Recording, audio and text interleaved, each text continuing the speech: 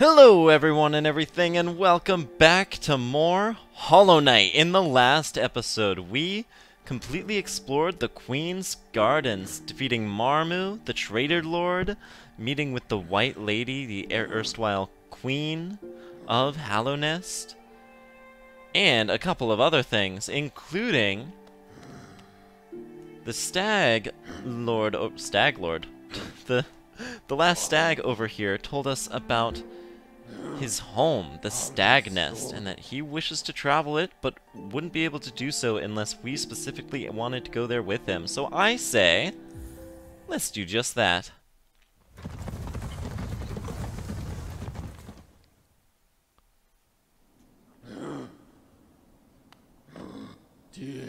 Being back in my old home, I feel the weight of my long life bearing down on me.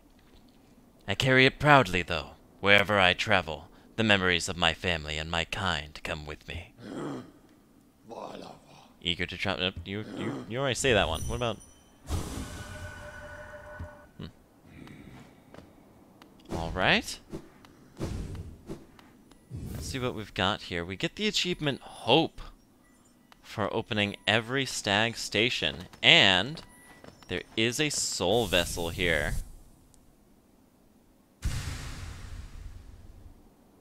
But the husks of many, many stags, worn down seats and signs. This is not exactly a hopeful place.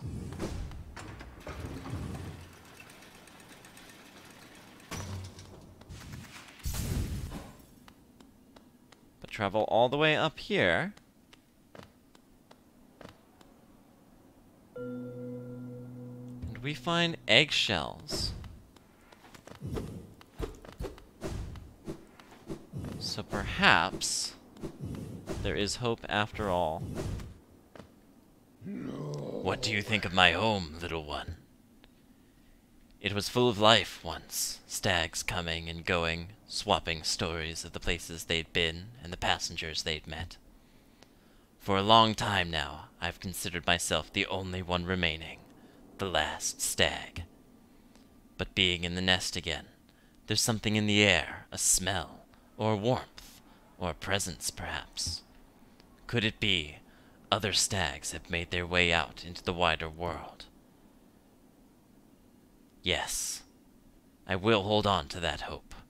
My kin, still alive, still out there, journeying beyond these lands.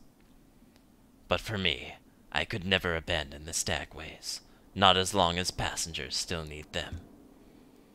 I can tell you still have important work to do. I will be your companion as long as my old body still serves. Let us enjoy the old stagways of this kingdom together a little longer. Okay, I need water.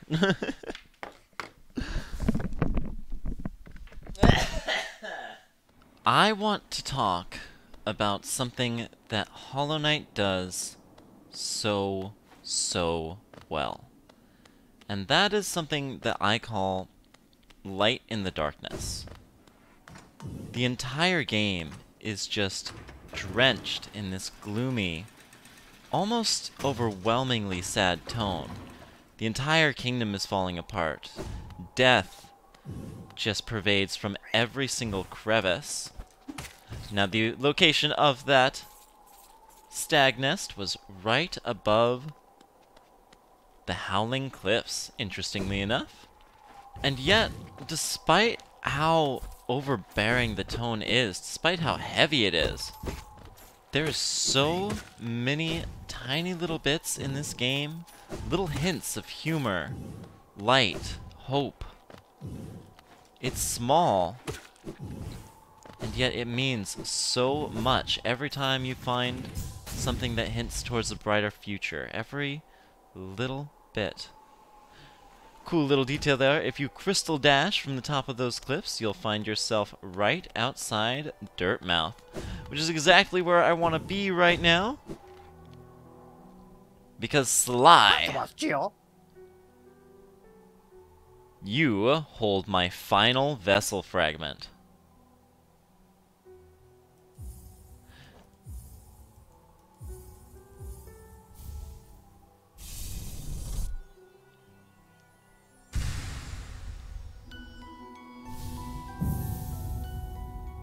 thus giving us the achievement World Soul.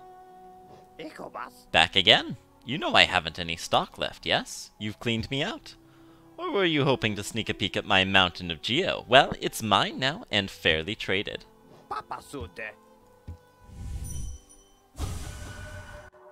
Wherever you are, whatever it is you do now, I hope you three are looking after yourselves. A nice little hint at how much he cares for his old students. Incidentally, if that's apparently a word I struggle with, our map is nearly complete.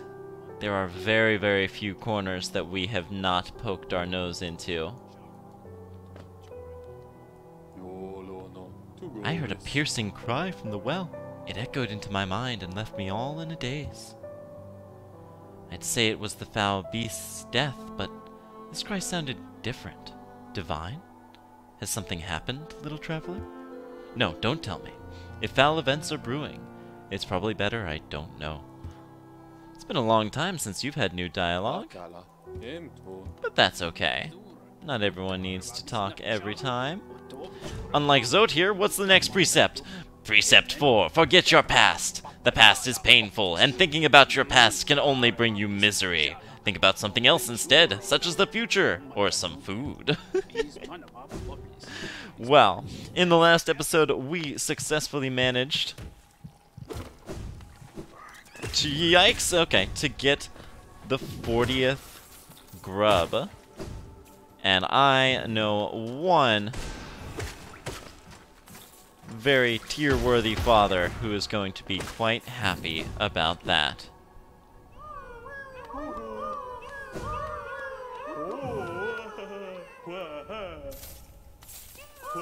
And quite monetarily grateful as well. And we can see every single little hovel here is accounted for. All 40 grubs safe and sound back home. And our ultimate reward? Grubberfly's Elegy.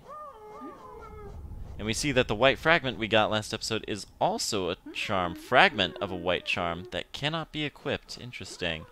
Grubberfly's Elegy, though, that is a charm that we can very much equip. And what it does is something that I just love whenever games do. It's a reference to the original Legend of Zelda, where as long as you're at full health, your sword fires off a sword beam that gives you infinite range attacks, as long as you are, of course, topped off on health. But this can be extremely powerful, especially when paired with power-up charms. It basically does 50% of the damage that our nail would do, so the more that we have, the stronger we are. Also makes it possible to hit certain enemies twice with a single slash. And overall is a really cool reward for everything that we've been through. Ooh, just completely shuts those guys down. However, even cooler than that, we can see that our completion is now marked at 100%. Getting that last soul vessel, we got that last charm, and 2 new bosses, all giving us 1% each, taking us from 96 to 100. And I really like this guy's entry in the Beast's journal, or in the Hunter's journal. I have felt that desire, the desire to take the infection into myself, to become stronger, more powerful. These thoughts haunt my dreams during the darkest times. A false hope, but it can burn so brilliantly in one's mind. Perhaps another hint as to how the infection gets its power. But, with hope renewed in our tactic, a brand new ability that we didn't really get to use a lot of. We are already out of full health. That's okay, we'll top ourselves up at full health in a second here. Hey! Alright, we will top ourselves up at full health. There we go. Okay, never mind. This is a lot clumsier than the first time I did this. Again, with hope in our tactics, brand new abilities, and now having 100%, I say we take on this guy once again. And final boss down. Ain't no thing.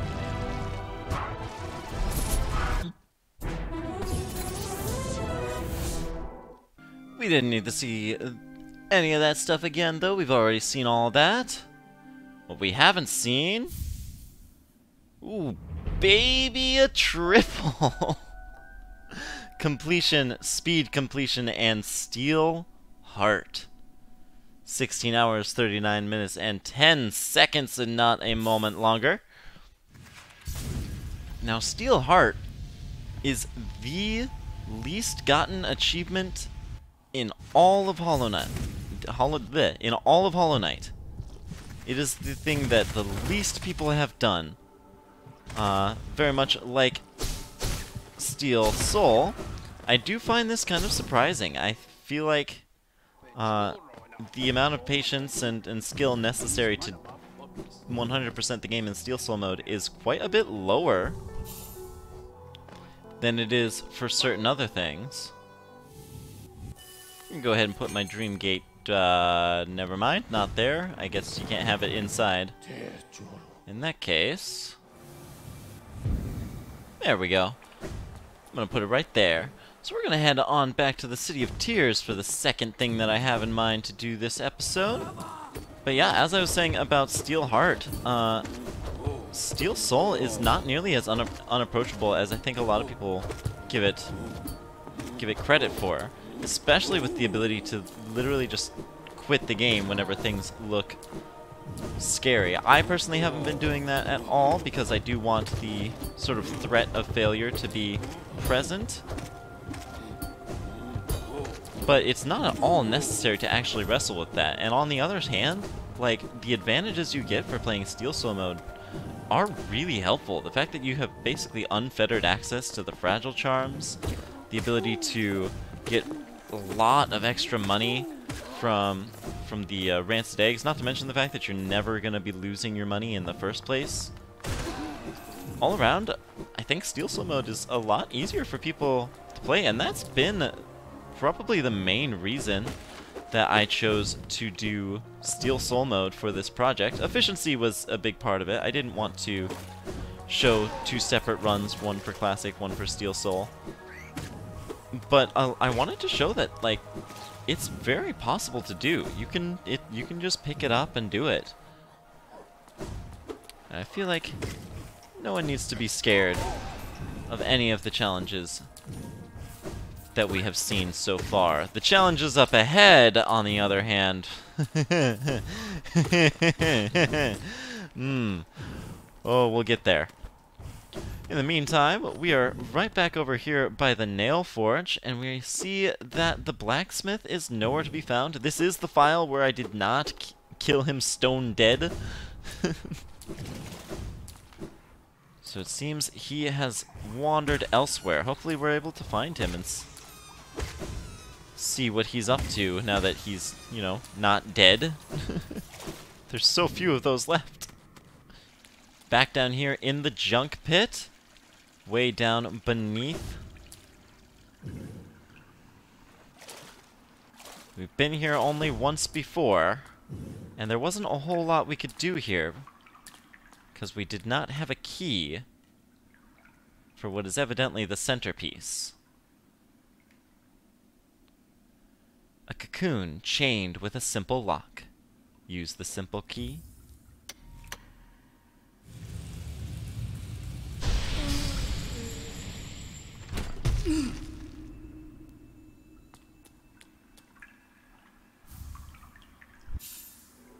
We've collected the God Tuner, device that resonates with beings of great power. Seek the gods of Hallownest, tune their power. Through their strength, ascend. Sits right here in our inventory. Device that resonates with beings of great power, glows bright upon defeating mighty foes.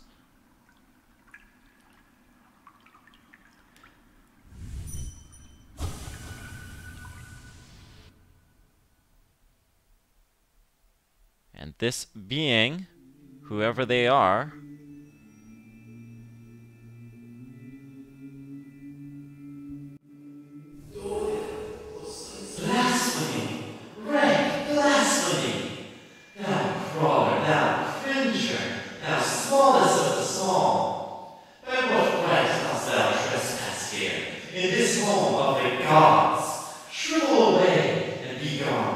Be gone!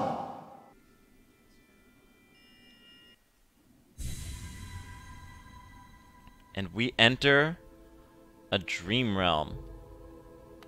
We have absolutely no precedent for what we'll find here, other than perhaps gods. Welcome to God Home. No map. Obviously, there's never been a map of a dream area. I don't know why I thought. But there are some beings here, none of which seem to speak to us, but they do at least bear some similarities to the creature on the outside.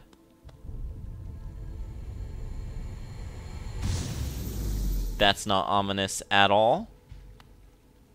Challenge. We've seen that prompt only once before. Before the Mantis Lords, I believe. The Pantheon of the Master. Seek the gods of nail and shell. Bindings, nail, shell, charms. Soul, begin.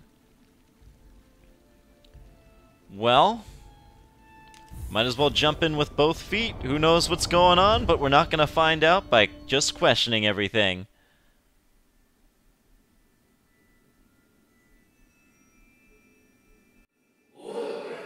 Wretch, thou hast ordained thine own destruction. Through sacred combat are we attuned to this demon's greatest beings. By entering this gate, thou hast challenged the very gods of this kingdom. Dost thou consider thyself the equal of this pantheon, of its masters? Draw thy weapon then, fool of fools, and be damned for thy arrogance.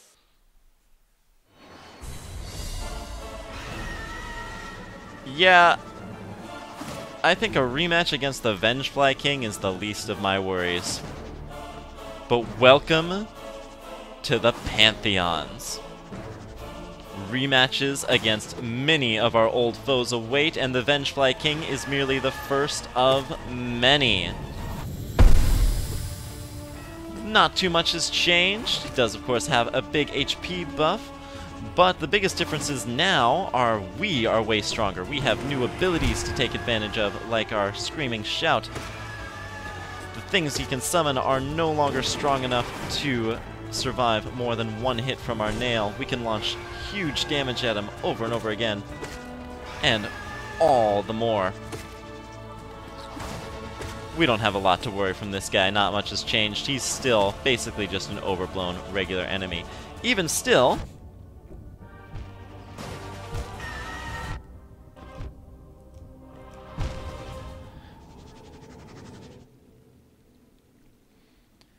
and if we die in here, we see that it follows the regular dream rules. No consequences to us whatsoever. We don't lose our Geo, and in Steel Soul mode, our run continues onwards.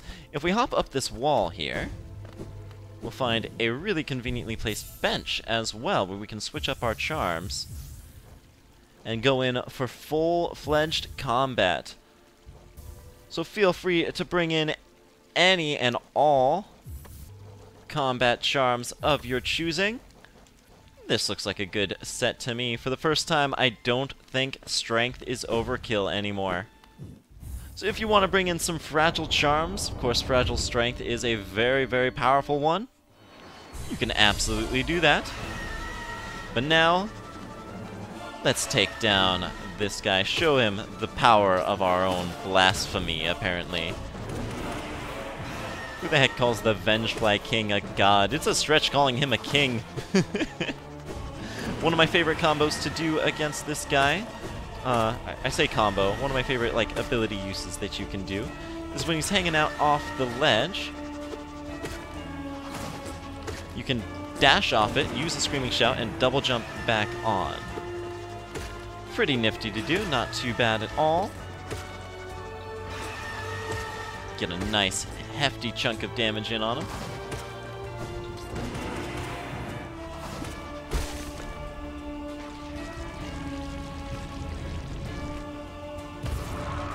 Alright, let's see what else we got. Gruzmother! Indeed, the most powerful god in all of Hallownest. Right. Okay. So the Gruzmother is a lot stronger here, of course. She does have a fair bit of health, 650, I believe. But the biggest difference now is that we have the Shade Cloak.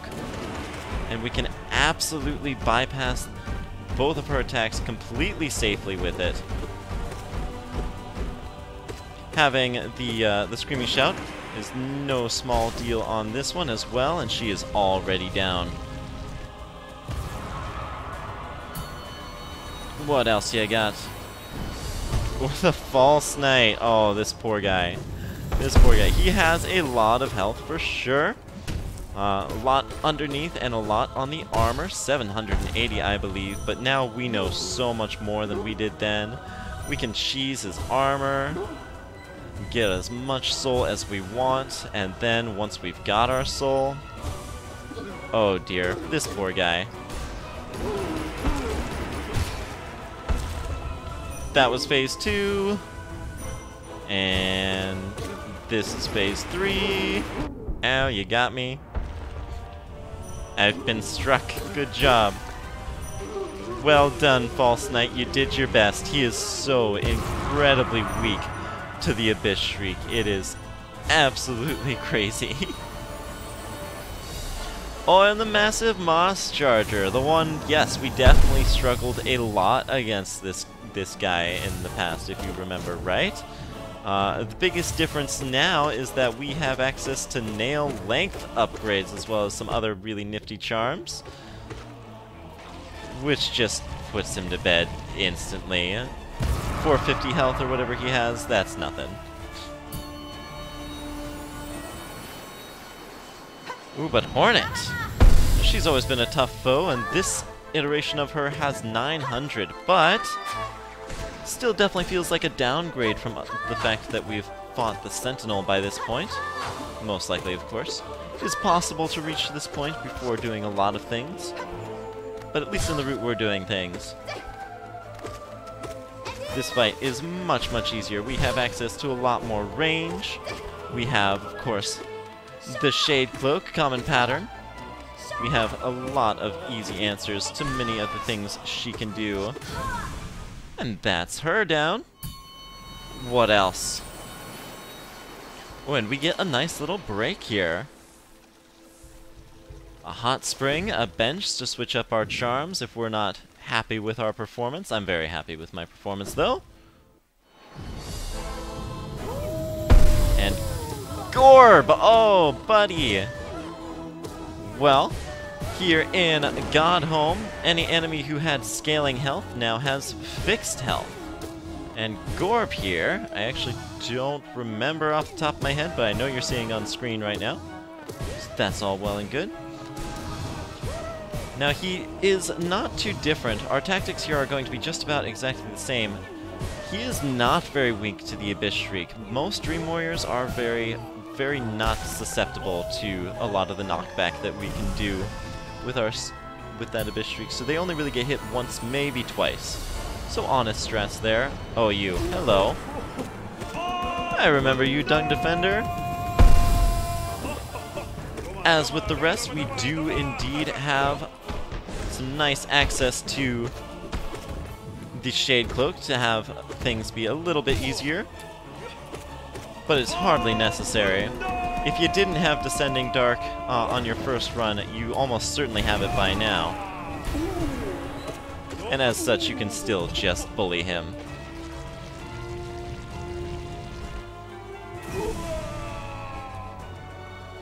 Nicely done. And the Soul Warrior. This is how I knew he's a boss, because he's here. He's here in Godhome. He counts. He's not just a regular enemy. Now, what's really cool about the Soul Warrior is now that we have the Shade Cloak, these soul orbs that he fires at us, we can just destroy those by Shade Cloaking through us. No need to kite them around and push them into the ground like we used to. We can just destroy them. In fact, there is basically no need to ever jump in this fight now that we have the Shade Cloak. We can counter everything he does with it very, very easily. The Brooding Malik. Oh, it has been a while. This was the third boss we took on. By this point, you should be much more confident with your nail pogos. Even if you're not, you can actually pretty safely dodge, this attack with the Shade Cloak. It does take some more precise timing, and I still think just jumping over his mouth is a lot easier. But better yet, we now have access to the Descending Dark, which we can use to get in some nice cheeky damage after he does one of those attack, dodge whatever he does, and get out. Yikes. Wow, that was really close. All in all, not too different. He is a bit too wide to Shade Cloak through safely, I will say.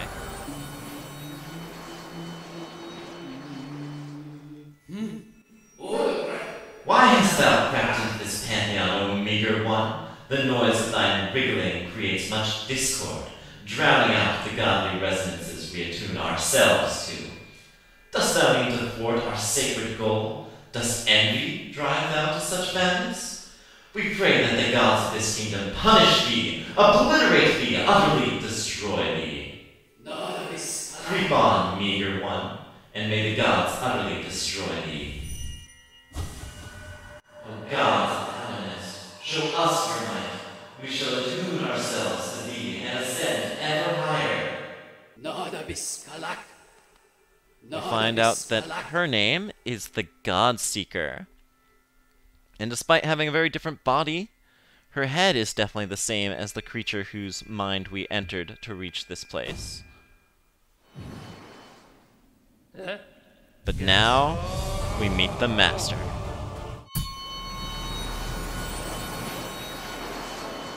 Oro, you oaf. You wield your nail like a club. Guess we'll finally see for ourselves just how true that is. The Nail Master brothers, Oro and Mato. We've studied at their feet. Now it's time for the pupil to surpass the masters. In the first phase, it will just be Oro, the one who taught us the dash slash. He has 1,100 total HP. When he falls to 600, his brother Mato, master of the Cyclone Slash, will join the fray, with 1,000 HP all his own. That's 2,100 HP. Only 4 bosses in this game pass that 2,000 mark, so this is going to be a hefty endurance challenge. To stand a chance, we'll need to really know their patterns. Let's start with Oro himself, because he shows us that the attacks are, mercifully, really simple. He has the 1-2 slash, the jumping slash, and the dash slash. When Mato joins in, we'll see that he also has the 1-2 slash and the jumping slash, but instead of the dash slash, he, of course, uses the Cyclone Slash. The 1-2 slash is one we've actually seen before, on the Watcher Knights, fittingly enough, but here, it's a little more threatening by virtue of the hitbox being much wider and taller. You essentially have 2 options to dodge. You can dash away, or you can Shade Cloak through. Shade Cloaking is significantly riskier. You have to start by positioning yourself right up next to him, and if you try and dash through him while he's not doing this attack, you might not clear the distance to get to his other side, as the step forward he does with the slashes gives you a good margin for error. The jumping slash is generously telegraphed, not just by the jump itself, but the brothers will actually do a wind-up before jumping, giving you ample time to react. The nail slash itself is deceptively large, but if you're behind him, that won't matter. If you do get behind him quickly, I highly recommend launching an Abyss Shriek for huge damage. The dash slash is kind of threatening for its size, but it also sports a very generous wind-up. And in Phase 1, this is the only thing Oro will jump clear across the arena to do, giving you even more of a heads up. You can slowly double jump out of its way, and if you're feeling bold, you can try and time a nail pogo as he passes you by. That's it for Phase 1, and before we launch into Phase 2, I want to draw attention to the fact that this is the 3rd boss that we've fought that begins against 1 and follows with 2 at once. So how do Oro and Mato differentiate themselves from the Mantis Lords and the Watcher Knights? Well, they actually have a bit of a strategy that they employ. That's right, they have a game plan, and their behavior will change depending on whether you're on the outside of them or in between them. When they're both on the same side of you, they will attack you one at a time, trading off by attacking, retreating, and repeating, as long as you remain on the outside of them. Their goal here is essentially to steadily drive you to the far corner until you have no choice but to eventually dodge by going past them, likely underneath a jumping slash. Once you are in between them, they will begin attacking simultaneously. Perhaps they'll both do the same attack, or maybe one will do a jumping slash while the other does a 1-2 slash. Either way, avoiding every possible combination is extremely hard. From the moment you wind up in between them, you are in immediate danger, so just take the easy way out. Perform a descending dark as soon as they have you surrounded and get the heck out of dodge, preferably in the direction where there is more space and not towards the corner. That's all without going over the nail art attacks in Phase 2, which complicate things significantly. Whenever one is jumping into position to perform their nail art, the other will strike a defensive stance, in which they'll become invincible to the next attack you land on them. If you do land an attack on them, they'll immediately retaliate with one of the two basic attacks. This whole time, the other will be using their respective nail art, so that generous telegraph makes a lot more sense now. However, if you don't hit him while he's defending, he basically won't act until his brother has finished. More importantly though, pay close attention while fighting the brothers to look for this pose, as it may mean that the other brother is charging up off screen, which can take you by surprise. The nature of both nail art attacks will practically guarantee that you have to dodge in such a way that lands you in between them, so be ready with the descending dark again. The Cyclone Slash, by the way, is probably the tougher of the two to dodge, being the only attack between the two of them that also hits behind him. But it is a lengthy attack, so as long as Oro isn't in an extremely inopportune position, you can take advantage of this time spent airborne by landing an Abyss Shriek. Once you fell one, which will most likely be Oro due to the difference in their HP, the other will continue to fight the same way Oro did in Phase 1. No alternating between attacks and retreats, just good old-fashioned offense. So this is probably the most complicated battle that we've seen so far in terms of enemy behavior. The disorganized chaos of the Watcher Knights definitely provided its challenges, but the tactics on display here are effective in their own way. However, in my opinion, the most difficult part about this fight is realizing that they even have a game plan, and knowing what that is going to make ours much easier. Phase 1 and the end of the fight against just one brother are easy. Just stay in his face and don't let him breathe. In Phase 2, we want to force them to keep using their alternating attacks as often as we can. So our number one priority is going to be to stay on the outside. Whether they approach us by dashing along the ground to do a 1-2 slash, or a jump to perform a jumping slash, they will never advance further across the stage than the point that we're standing. So basically, in between attacks, we want to be as close to them as we can be. Essentially, this whole battle is kinda like American football, where both teams are fighting to get the other guys as far back towards their side of the field as they can. We can't actively push the brothers back, but in between attacks, we can push the line of scrimmage forward, keeping the furthest point they can advance to closer to their side. So here's the exact breakdown. Wait for one to approach, and as soon as one either dashes or jumps forward, immediately dash back to avoid the hitbox. Then, as soon as they're done, dash back in to land a hit or two. As soon as they jump away, you have until the next one approaches to walk forwards, pushing that line. Then, dash back as soon as one dashes or jumps. Rinse and repeat until they force you in between them with a nail art. Once they do, abuse the absolute heck out of invincibility frames until we're back into the cycle. And that should just about do it. Now, if you'll excuse me, there's something I've always wanted to try. The circle is now complete. When I left you, I was but the learner. Now I am the master. I absolutely adore this. So, we are currently experiencing what is this game's Godmaster DLC. And this came out probably about 6 months after the game proper, I want to say. And in it, you got the ability to fight all sorts of brand new bosses, including the Nail Masters, who were definitely very present in the main game, but now you actually get to fight them proper, test their strength for yourself, and it is a lot of fun. Whoopsies. Uh-oh. Oh gosh. Nope, that's no getting out of that one. Pardon me, gentlemen. Oop, alright, that's fine. And now we are back into the rhythm. Oh, wait, and he's still doing that. And that was ill-conceived on my part. You are really Cyclone happy. Gives me a lot of opportunity to deal some damage. But that's it for them. We have succeeded, and we have conquered our first Pantheon and gotten the achievement Brotherhood. We get a seal in the center there, as well as a time for finishing the Pantheon. And now, let's see what exactly the rest of this place is all about. Seems we've unlocked a second Pantheon, but not a third. Shows us our progress towards unlocking this one. Seems we have beaten many of the enemies necessary. If you recognize their heads, good for you. If not, that's fine. That just means you're not as big of a nerd as I am. We see a cage over here. Some weird sort of sigil. Marked with 1 seal, just like the one that we just earned. That bench we sat on is over here, and there is yet more to discover. All the way over here we have the largest hot spring in the game.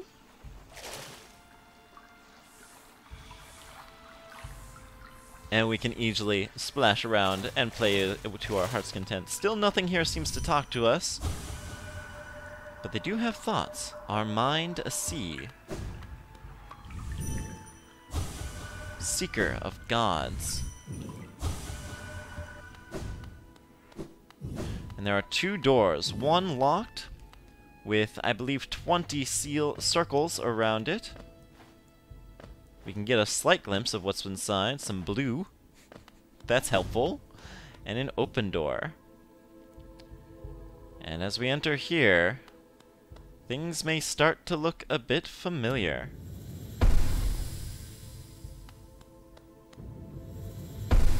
Welcome to the Hall of the Gods. A place where you can freely rematch any foe that you have fought throughout your entire journey. And yes, these are the exact assets that I have been using for the boss bios up to this point. This has been actually a very convenient resource for me. And if you are struggling at all with the Pantheon up ahead or up above, then this is where you can practice your craft. Is Malik giving you trouble? Well, then go ahead and give her just as much trouble. Wail on her time and time again until you've got her down. Hop right on up here, and we find another very convenient bench in which we can change our charms around. And in the next episode, well, there's a few things I can think we might do. See you guys then.